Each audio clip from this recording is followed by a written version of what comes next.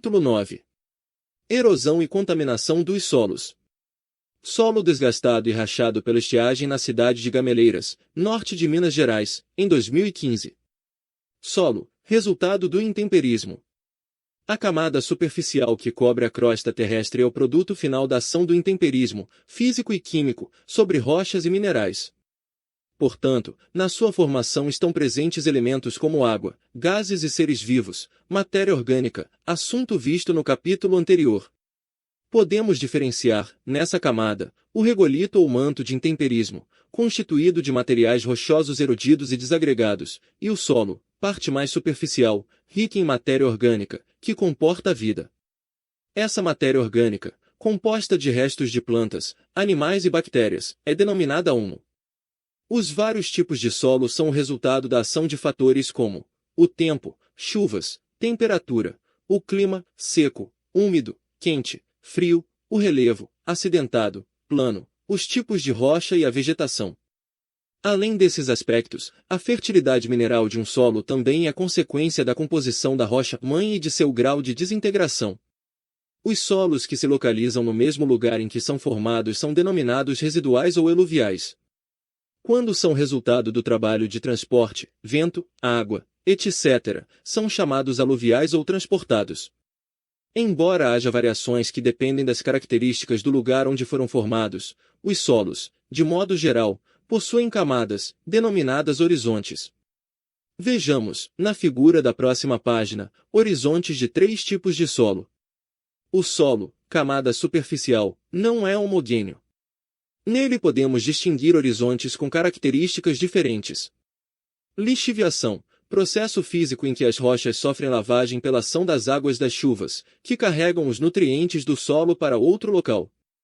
Concreção, processo ou efeito de se tornar concreto, sólido. Em geologia, diz-se da massa formada de precipitações sucessivas nos depósitos sedimentares, que varia de pequenos nódulos a blocos. Importância da conservação dos solos. O solo é fundamental para a vida na superfície do planeta Terra. O solo e os processos de sua formação fazem parte da pedosfera, do grego pedon igual solo, chão, que está em constante interação com as principais esferas da Terra. Veja a figura ao lado. O solo é um recurso fundamental para a prática das atividades agropecuárias, porém em algumas áreas encontra-se totalmente desgastado. A própria natureza, com os chamados agentes de erosão, a água, o vento, a alternância do frio com o calor, entre outros, encarrega-se também desse desgaste. E a humanidade pode agravar ainda mais a situação.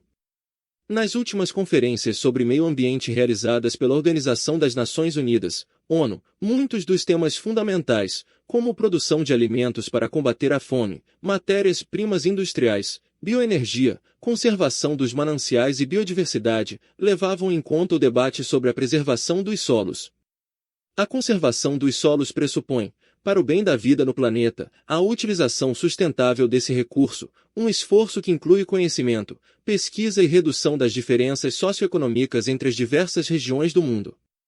O maior empenho está na conscientização das populações, tanto nas regiões mais pobres, onde a falta de recursos adequados para o manejo agrícola pode inviabilizar o uso do solo, quanto nas regiões mais ricas, em que a utilização de modernas tecnologias esteja voltada para um aproveitamento sustentável do solo, evitando a degradação desse e de outros recursos naturais.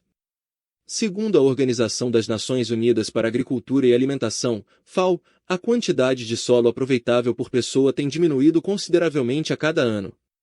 Por esse motivo, a organização declarou 2015 como o Ano Internacional dos Solos, com o slogan Solos Saudáveis para uma Vida Saudável. Nessa ocasião, a FAO estimava que se perdem 50 mil quilômetros quadrados de solo por ano, extensão equivalente à área da Costa Rica. Também declarou que 33% da área de solos do planeta já foi perdida. Essa situação foi causada principalmente pela erosão e a má conservação, processo agravado pela expansão urbana, que favorece a impermeabilização dos solos. Uma preocupação que deve estar presente quando falamos em conservação dos solos é o tempo necessário para sua formação. De modo geral, como esse processo é muito lento, não é possível renová-los com rapidez depois que são destruídos. Ainda que certos cuidados sejam tomados, em vários lugares os solos estão sendo destruídos mais depressa do que se consegue repor. Além de sofrerem erosão, os solos podem ser contaminados por diversos tipos de poluentes, substâncias químicas despejadas em rios e esgotos pelas indústrias, vazamento de produtos transportados por rodovias ou ferrovias, extremamente prejudiciais ao meio ambiente, agrotóxicos usados na agricultura, e lixo sólido produzido em residências, estabelecimentos comerciais, industriais e usinas nucleares. Como veremos neste capítulo, erosão e contaminação são as principais agressões sofridas pelo solo. A erosão dos solos. A erosão dos solos pode ser definida como a perda da camada superficial da litosfera, rica em matéria orgânica, onde existe vida microbiana e ocorre o desenvolvimento da vida vegetal. O ser humano tem também sua parcela de responsabilidade, na medida em que causa ou agrava a erosão dos solos com desmatamentos desordenados, queimadas, uso intensivo do solo para a prática da agricultura sem os cuidados necessários, e deslizamentos de terra provocados pela abertura de estradas e construções em geral. Erosão dos solos em áreas agrícolas. A agricultura, assim como a pecuária, é uma atividade muito antiga.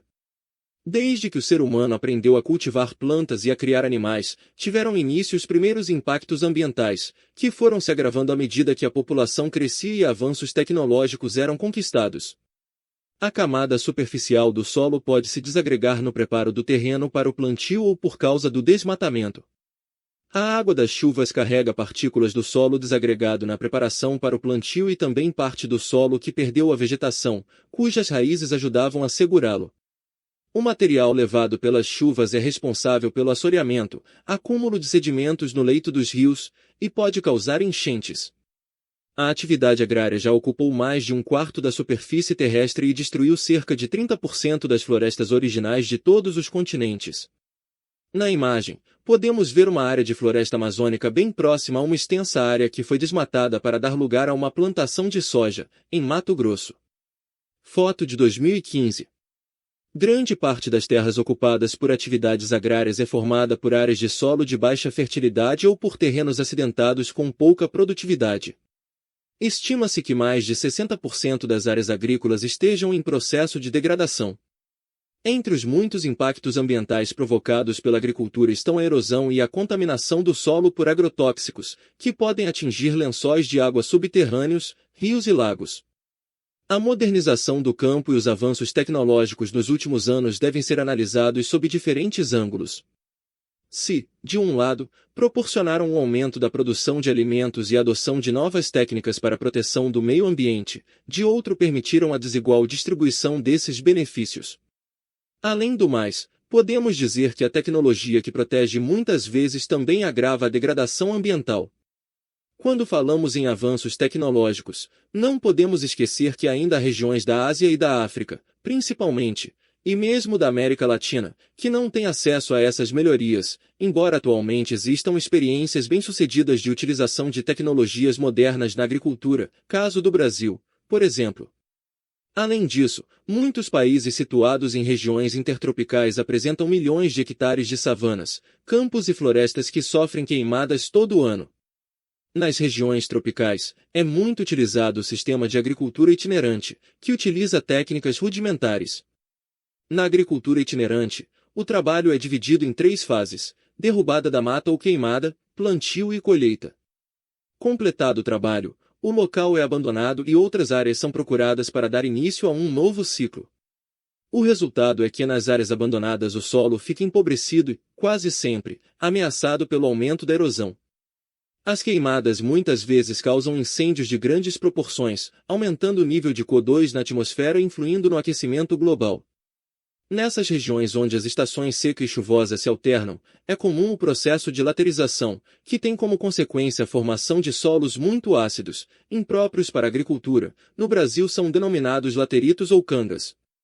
A formação dos lateritos acontece da seguinte forma: a água da chuva promove uma intensa lixiviação, que carrega os minerais do solo, como a sílica, e causa a concentração de hidróxidos de ferro ou de alumínio na superfície, formando uma crosta avermelhada e ferruginosa.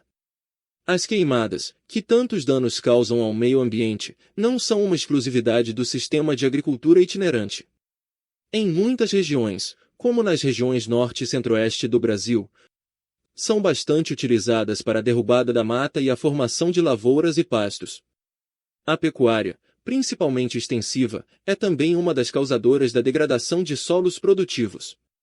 O manejo dos animais deve ser feito de maneira correta. É preciso limitar o número de cabeças para evitar o superpastejo, que deixa o solo descoberto e mais vulnerável à erosão.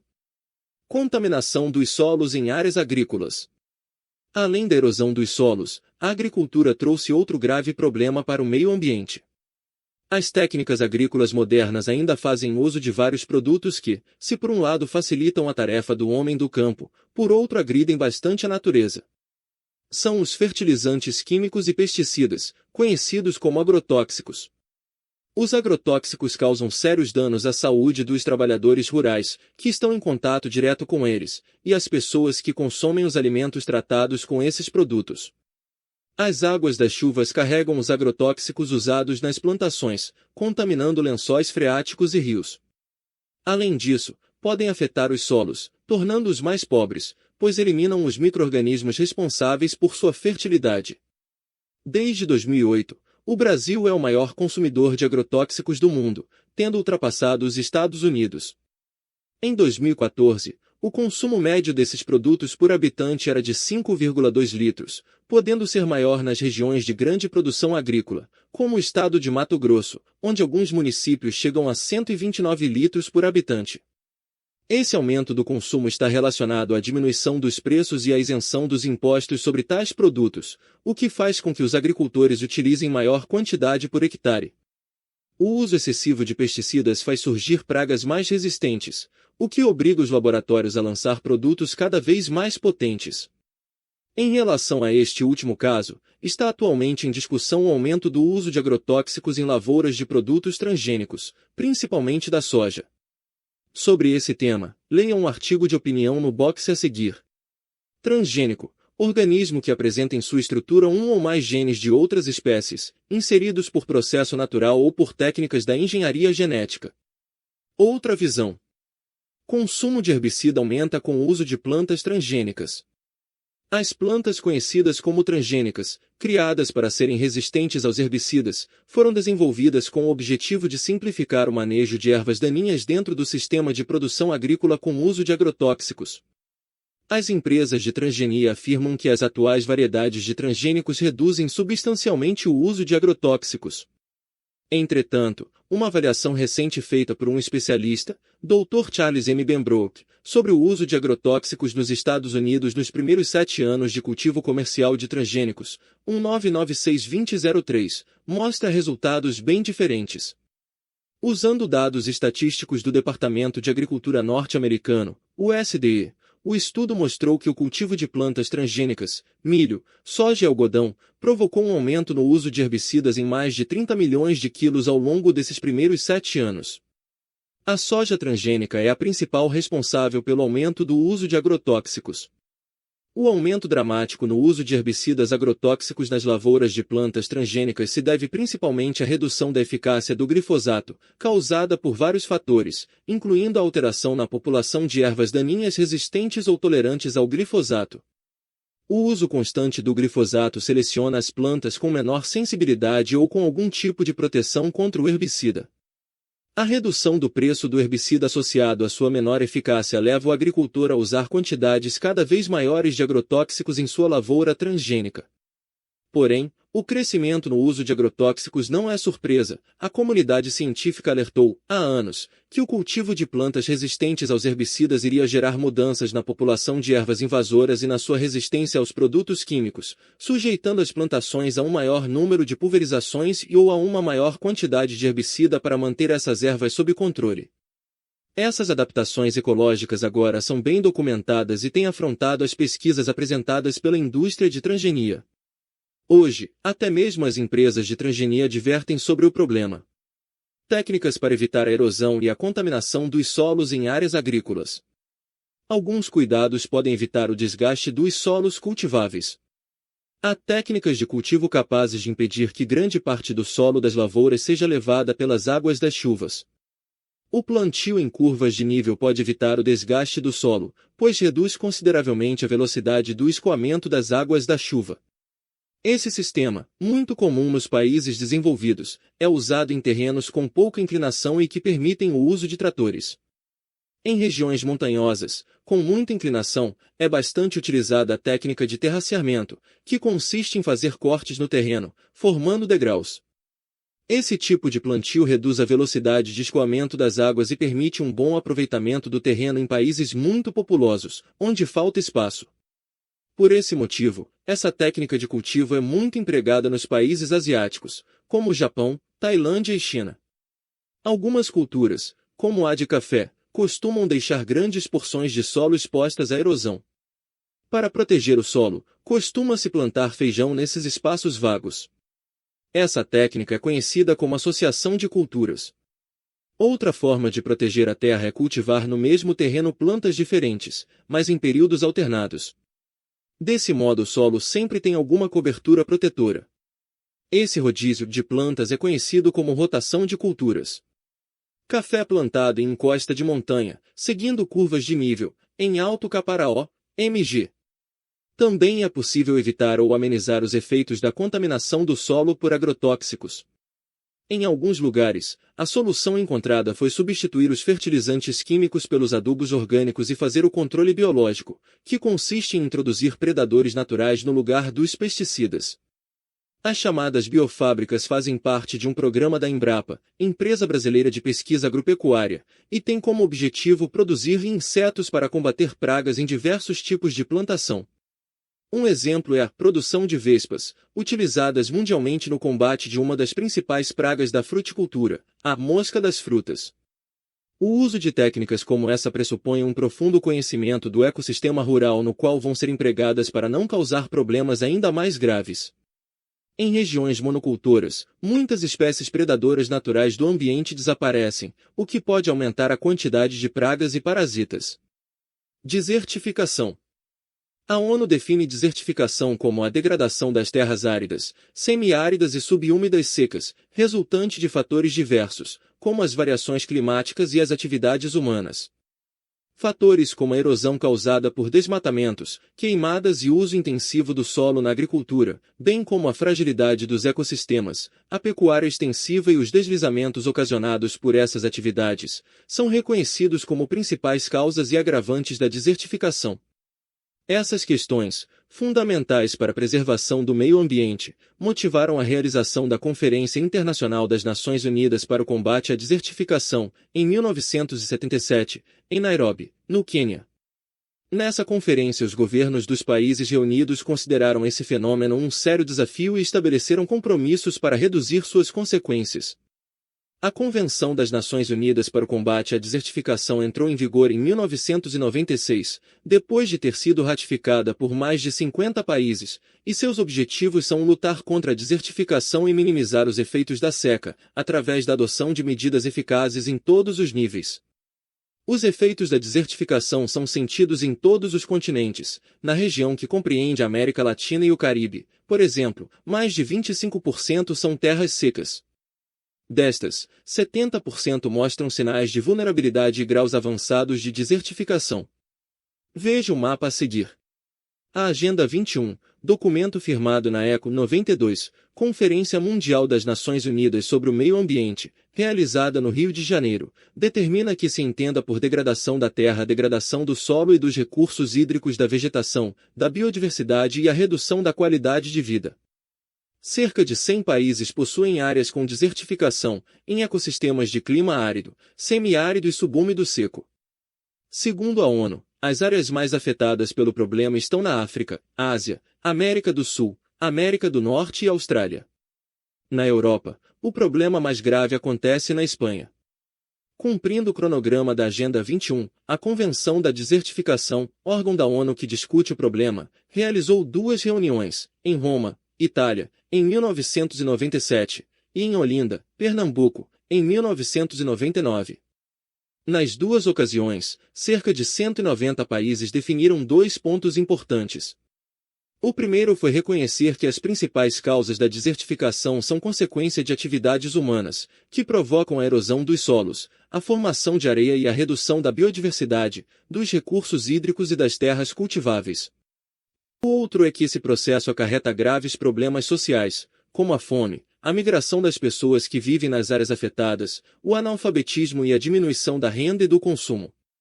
Desde 2001, a Conferência das Partes, COP, da desertificação tem se reunido a cada 2 anos. Na Conferência das Nações Unidas sobre Desenvolvimento Sustentável, a Rio+20, realizada em junho de 2012, foi criado um fundo internacional, formado por Brasil, França e África, para o combate à desertificação. Sobre desertificação no Brasil, leia a seção Contexto e Aplicação. Desertificação do solo pelo uso intensivo para a agricultura somado à ação dos ventos e da chuva. Município de Gilboés, PI, em 2014. Contexto e aplicação. Desertificação já atinge uma área de 230 mil km² no Nordeste. Mapeamento feito por satélite pelo Laboratório de Análise e Processamento de Imagens de Satélites da Universidade Federal de Alagoas lança alerta para o fenômeno São Paulo. Como se não bastasse a falta de chuvas, o Brasil vê se alastrar no Nordeste um fenômeno ainda mais grave, a desidratação do solo a tal ponto que, em última instância, pode torná-lo imprestável. Um novo mapeamento feito por satélite pelo Laboratório de Análise e Processamento de Imagens de Satélites da Universidade Federal de Alagoas, LAPES, que cruzou dados de presença de vegetação com índices de precipitação ao longo dos últimos 25 anos, até abril passado, mostra que a região tem hoje 230 mil km² de terras atingidas de forma grave ou muito grave pelo fenômeno. A área degradada ou em alto risco de degradação é maior do que o estado do Ceará. Hoje, o Ministério do Meio Ambiente reconhece 4 núcleos de desertificação no semiárido brasileiro. Somados, os núcleos de Irauçuba, CE, Gilboés, PI, Seridó, RN e PB, e Cabrobó, PE, atingem 18.177 km² e afetam 399 mil pessoas. Num artigo assinado por 5 pesquisadores do Instituto Nacional do Semiárido, INSA, do Ministério da Ciência e Tecnologia, são listados 6 núcleos, o que aumenta a área em estado mais avançado de desertificação para 55.236 km², afetando 750 mil brasileiros. Os 2 núcleos identificados pelos pesquisadores do INSA são o do Sertão do São Francisco, na Bahia, e o do Cariris Velhos, na Paraíba, estado que tem 54,88% de seu território classificado em alto nível de desertificação. Trata-se de um prolongamento que une o núcleo do Seridó à microrregião de Patos, passando pela dos Cariris Velhos. Apenas na microrregião de Patos, 74,99% das terras estão em alto nível de desertificação, segundo dados do Programa Estadual de Combate à Desertificação e Mitigação dos Efeitos da Seca da Paraíba. A degradação do solo é um processo silencioso, afirma Humberto Barbosa, professor do Instituto de Ciências Atmosféricas e coordenador do LAPES, responsável pelo estudo. No monitoramento por satélite fica evidente que as áreas onde o solo e a vegetação não respondem mais às chuvas estão mais extensas. Em condições normais, a vegetação da caatinga brota entre 11 e 15 dias depois da chuva. Nestas áreas, não importa o quanto chova, a vegetação não responde, não brota mais. Estão em áreas mapeadas como críticas de desertificação municípios como Petrolina, em Pernambuco, que tem mais de 290 mil habitantes, e Paulo Afonso, na Bahia, com 108 mil moradores. Barbosa explica que a desertificação é um processo longo, e a seca agrava a situação. Segundo ele, em alguns casos, a situação é difícil de reverter. Na Bahia, numa extensão de 300 mil km² no sertão do São Francisco, os solos já não conseguem reter água. Na região de Rodelas, no norte do estado, formou-se, a partir dos anos 1980, o deserto de Surubabel. Numa área de 4 km², ergueram-se dunas de até 5 metros de altura. Segundo pesquisadores, a área foi abandonada depois da criação da barragem da hidrelétrica de Itaparica, usada para o pastoreio indiscriminado de caprinos e, por fim, desmatada. O solo virou areia. O rio, que era estreito, ficou largo, e o grande espelho d'água deixou caminho livre para o vento. A contaminação dos solos pelo lixo. O lixo é o maior responsável pela poluição e contaminação do solo. Residências, indústrias, hospitais e usinas nucleares produzem resíduos distintos, que podem contaminar tanto o solo quanto as águas subterrâneas, de rios, lagos, mares. A decomposição da matéria orgânica do lixo produz o chorume, resíduo fétido e ácido, que polui os solos e as águas. O lixo urbano. O que fazer com as toneladas de lixo que diariamente as pessoas descartam nas ruas, em áreas residenciais e comerciais? Entre os inúmeros problemas que as grandes cidades enfrentam, este, sem dúvida, é muito preocupante. É evidente que o problema do lixo não é exclusivo das grandes cidades, mas é nelas que ele se torna um desafio para a administração pública. As formas mais comuns de destinação do lixo urbano são os lixões, os aterros controlados e os aterros sanitários, veja as figuras ao lado. Mas é frequente a ocorrência de acúmulo de lixo em terrenos abandonados, córregos, rios ou até mesmo em calçadas. Os lixões atraem pessoas abaixo da linha de pobreza à procura de objetos e alimentos que possam aproveitar. Essas pessoas estão sujeitas à contaminação, não só pelo manuseio do lixo como também pela utilização do que encontram nele. Em 2010, foi aprovada a lei que instituiu a Política Nacional de Resíduos Sólidos, programa que regulamenta o gerenciamento de resíduos. Pela lei ficou determinada a responsabilidade dos geradores de resíduo e do poder público, e foram criadas regras e metas que devem ser seguidas pela sociedade em geral. Essa lei distingue resíduo, lixo que pode ser aproveitado, de rejeito, material que não pode ser aproveitado. Além disso, trata de toda espécie de resíduo, doméstico, industrial, da construção civil, eletroeletrônico, hospitalar, etc. Conforme a lei sancionada em 2010, a intenção era acabar com os lixões até 2014, com prazo máximo de 2 de agosto de 2015 para o fechamento de todos eles, mantendo-se apenas os aterros sanitários. No entanto, em julho de 2015, muitos lixões ainda estavam em atividade em cerca de 60% dos municípios brasileiros, que não apresentaram planejamento para tratar os resíduos sólidos. No lixão ou vazador os dejetos ficam a céu aberto. Não há nenhuma preparação prévia do solo nem tratamento do chorume. Geralmente localizado ao lado do lixão, o aterro controlado recebe uma cobertura de argila e grama. Não dispõe de impermeabilização de base, o que compromete a qualidade das águas subterrâneas, nem de sistemas de tratamento de chorume ou de dispersão dos gases gerados. Neste tipo de aterro, o terreno é preparado com nivelamento de terra e uma camada resistente para a impermeabilização. Nos aterros sanitários não há contaminação do lençol freático e as implicações no meio ambiente são menores. O chorume é tratado. Lençol freático, reservatório de água subterrânea decorrente da infiltração das águas da chuva no solo. A reciclagem é a preocupação fundamental nessa nova política, o que inclui também a coleta seletiva e a separação do lixo. Por isso, estende a responsabilidade dos resíduos ao gerador, empresas e pessoas físicas, e não somente ao serviço de limpeza urbana. Dessa forma, quem produz resíduos, como fabricantes, comerciantes e outros, deve se comprometer a fazer o que se chama de logística reversa, recebendo o resíduo de volta. É o caso de fabricantes de pilhas e de cartuchos de impressoras, que já recolhem o material usado. O lixo urbano pode ser classificado em domiciliar, comercial, público, industrial e hospitalar, que veremos mais detalhadamente a seguir. Apesar de ter encerrado as atividades em 2012, o antigo lixão de Gramacho, em Duque de Caxias, Rio de Janeiro, ainda recebe caminhões de lixo clandestinos. Estudo encontra poluição de plástico em 88% da superfície dos mares. Até 88% da superfície dos oceanos do mundo está contaminada com lixo plástico, elevando a preocupação com os efeitos sobre a vida marinha e a cadeia alimentar, afirmaram cientistas. Os produtos plásticos produzidos em massa para brinquedos, sacolas, embalagens de alimentos e utensílios chegam aos mares arrastados pela água da chuva, um problema que deve piorar nas próximas décadas. As correntes oceânicas carregam objetos plásticos, que se partem em fragmentos menores, devido à radiação solar, disse o diretor das pesquisas, Andrés Cosar, da Universidade de Cádiz, na Espanha. Os cientistas avaliaram que a quantidade total de plástico nos oceanos do mundo, entre 10 mil e 40 mil toneladas, atualmente é menor do que as estimativas anteriores. No entanto, levantaram novas preocupações sobre o destino de tanto plástico, particularmente os pedaços menores.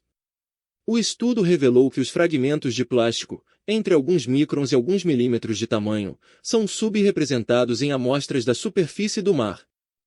Mais pesquisas são necessárias para descobrir aonde estas partículas vão e quais os efeitos que têm na vida marinha. Lixo domiciliar e comercial.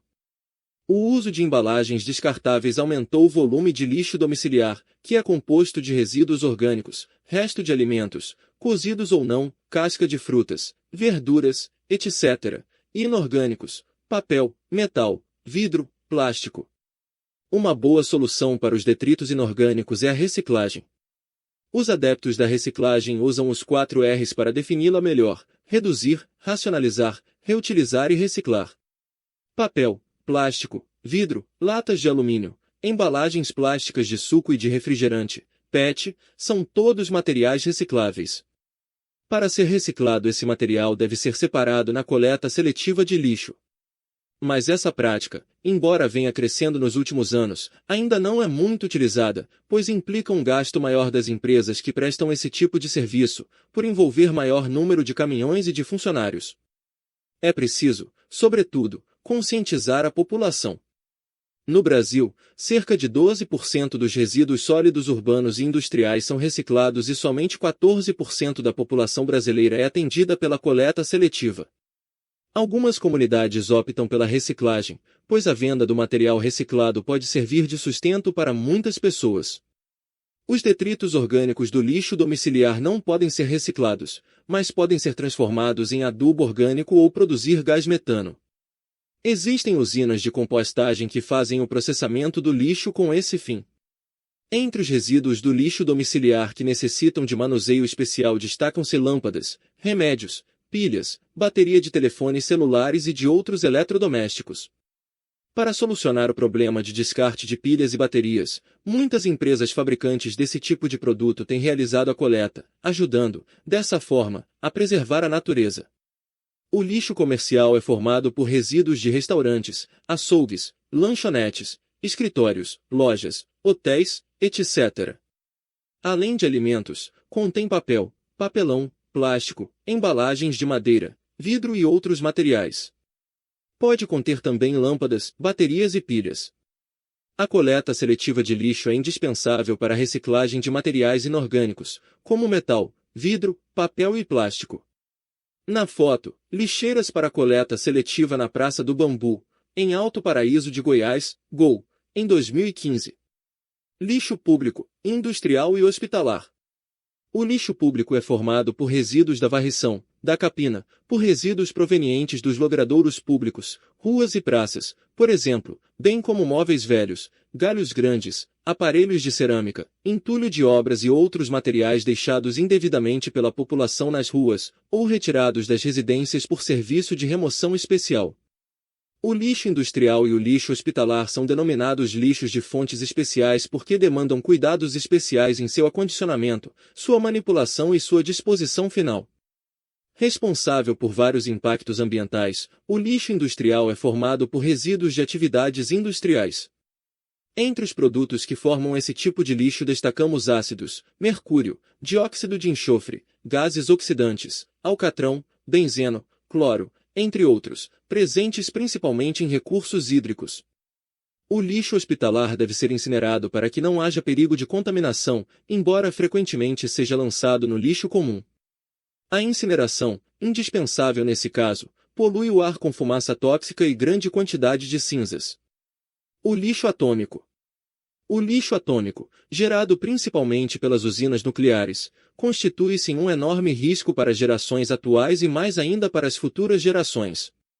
O destino incerto do lixo nuclear no mundo é uma das questões a serem resolvidas neste século.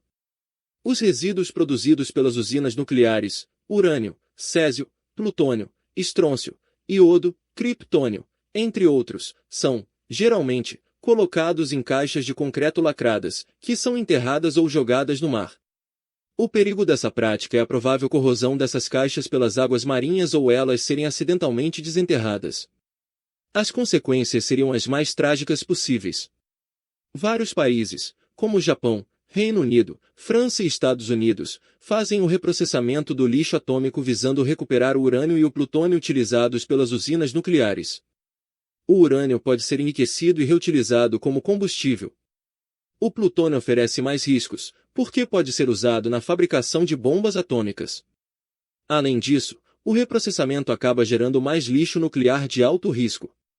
Além das usinas nucleares, hospitais e arsenais bélicos também produzem rejeitos atômicos. O material radioativo usado em hospitais para tratamento de câncer deve ser lacrado em recipientes de chumbo e enterrado longe de lugares habitados. Em 1987, na cidade de Goiânia, a negligência com esse tipo de material e o desconhecimento da população causaram um grave acidente de contaminação com radioatividade. Uma cápsula de césio-137, material radioativo, encontrada dentro de um aparelho de radioterapia abandonado nas antigas dependências de um instituto especializado nesse tipo de tratamento, foi quebrada com a ajuda de uma marreta. O cloreto de césio-137 exposto ao ambiente provocou a morte de muitas pessoas. A contaminação em outras tantas teve, e ainda tem, consequências de longa duração. No Brasil, a cidade de Abadia de Goiás, que já abriga 6.000 toneladas de dejetos contaminados com césio-137, elemento químico utilizado em aparelhos de raios-x, em 2 depósitos, poderá receber mais um, para abrigar rejeitos das usinas nucleares de Angra dos Reis. Na zona rural de Caldas, MG, existe uma unidade de tratamento de minério de urânio, UTM, desativada há 15 anos. São desconhecidos os riscos de contaminação do lençol freático e demais recursos hídricos pelos materiais radioativos. Nessa unidade, durante o período de 1982 a 1995, foram produzidas 1,2 mil toneladas de urânio para o abastecimento da usina Angra 1. A antiga mina se tornou um lago de águas ácidas. Na área há um complexo desativado, formado pela mina, pela bacia de rejeitos e pelos depósitos de material radioativo, urânio e tório. A Justiça do Estado de Minas Gerais e o IBAMA cobram dos responsáveis, antiga Nuclebras, o tratamento adequado e o armazenamento dos rejeitos nucleares, para que se evite a contaminação do meio ambiente.